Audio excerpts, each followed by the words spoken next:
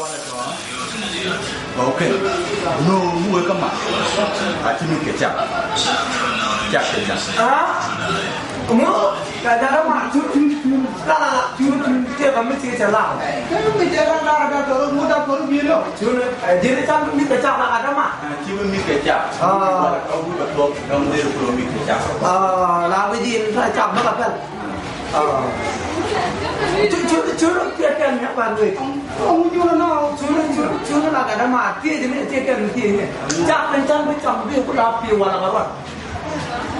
namo kan dia aja lu cikgu becak enak buat kan wala kena belum apa itu ngaji ke wala kena nak wala kan sistem tu nak kadang macam tahu kan itu juga wala kan dia capan mu ni nyaki medan wala kan cikgu wala jek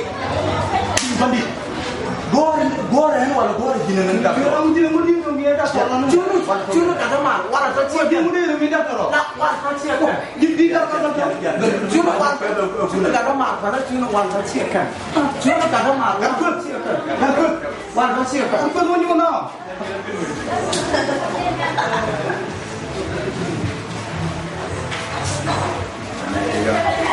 kita udah kenal nuri ke wala ngeken ini yang lagi yang nak kena jika ni cakap ulang kau, disturb